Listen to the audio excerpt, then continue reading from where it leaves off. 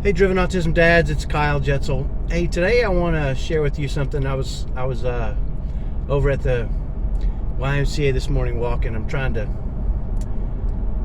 keep myself healthy, and I was thinking about something that was pretty interesting. A while back, I posted a question to autism parents. So, what keeps you up at night? And overwhelmingly, I had parents say, what's going to happen to my child when I'm gone? And I worry that keeps me up at night. Who's going to love them like I do? Who's going to take care of them like I do?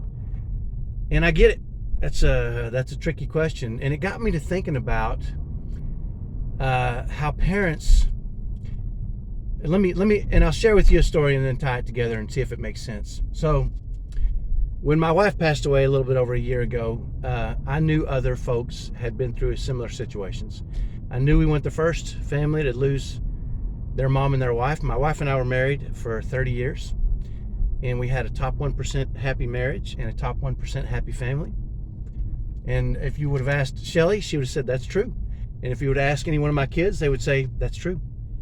And it, in spite of facing some pretty heavy challenges with my sons on the spectrum, one specifically more severe, who does all the things you would think of if your son or daughter has ever scratched, bit, hit, kicked, smeared poop. I can go down this big long list. Violent outbursts, attacked me. I could go through this giant list of things, and I'm not going to do that. But we had been through those situations and not only survived but thrived as a family.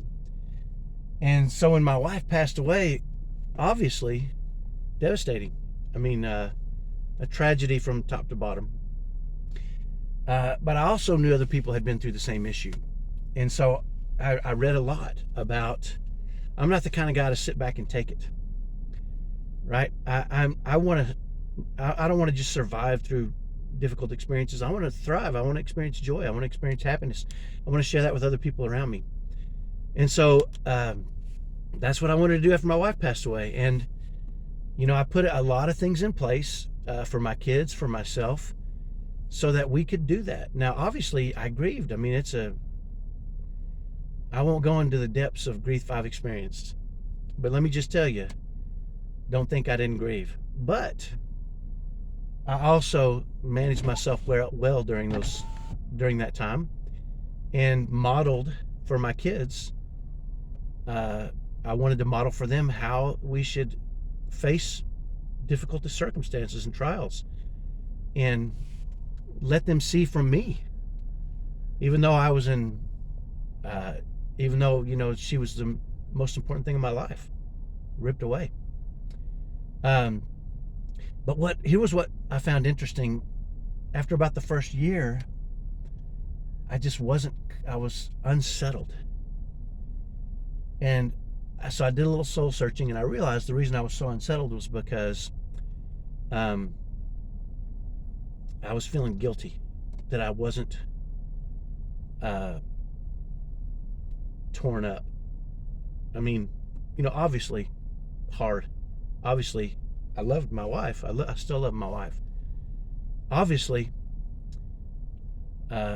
painful, but I visited in the right moments, but I didn't live there.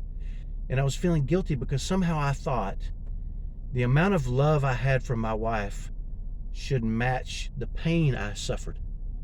And I just wasn't suffering that much pain all the time, right? I mean, I love my wife. I'd like to think I love my wife more than anybody ever loved anybody, right? So I felt like the pain and suffering I should have experienced should have matched that. And it didn't. And so I was kind of in turmoil, internally feeling guilty that those didn't match. And I had a conversation with a good friend of mine, and he actually had found some writings on this.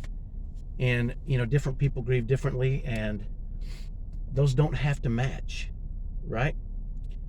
So the way I grieved was different than other people, but I shouldn't feel guilty for living my life to its fullest and to its happiest, and to I shouldn't feel guilty for trying to be the pillar for my children and stand tall and face our new life with confidence and courage. I shouldn't feel guilty for that just because it didn't match the amount of love I had. My pain didn't match the amount of love.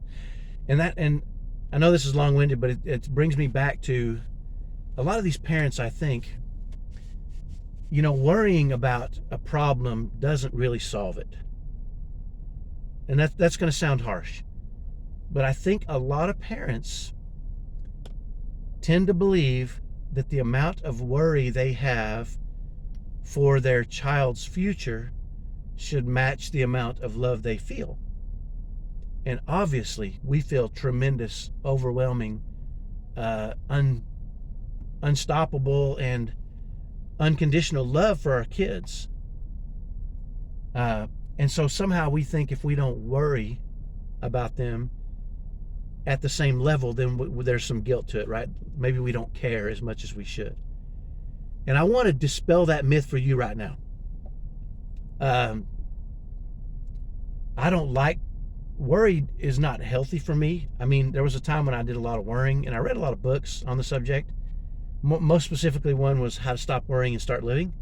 Great book, but it basically just tells you to move your mind in different directions, and it really doesn't. I mean, it doesn't address the bottom line fact, which is, the bottom line fact is this: the amount of worry that you have for your child's future doesn't have to match the amount of love that you have for your child's future.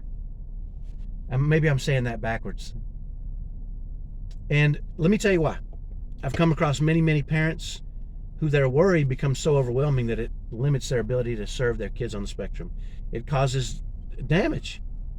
They're so worried about their future that they can't function properly in the present and become the very, very best parents they can be for their kids. So today my message is pretty simple. Don't feel like your worry has to match your love, right? And I think I'm going to do a master class here eventually where I talk about this, how worry, and I've seen this in a lot of families that I work with, worry can sometimes cause more strain and stress on you and your child than is necessary.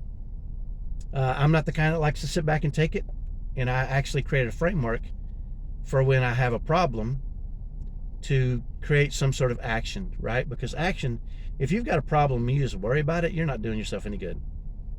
If you create action to address it, you're going to feel better about yourself. Your child is going to get some sort of benefit. You're going to get some sort of benefit.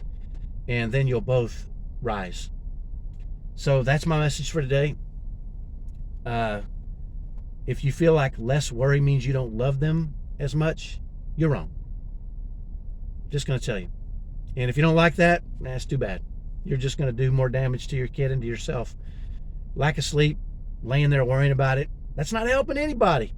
Worrying in itself doesn't help anybody. Taking action is going to help you. It's going to help your child on the spectrum. Maybe you don't know what action to take. That's okay. Take some action, right? You can find something to do, something to research, somewhere to put your energies so that you're actually taking action and solving those problems. And maybe that's, creating a back-end future for your child. Maybe it's creating a family where their siblings love them and will take care of them the same as you, and they see how you're doing it and you model that kind of behavior. Maybe it's planning for them to be put in some sort of home, and I don't really know, but just worrying alone about their future is not helping you. It's not helping them, and it doesn't have to match. Just like my love for my wife did not have to match the amount of suffering and pain I experienced.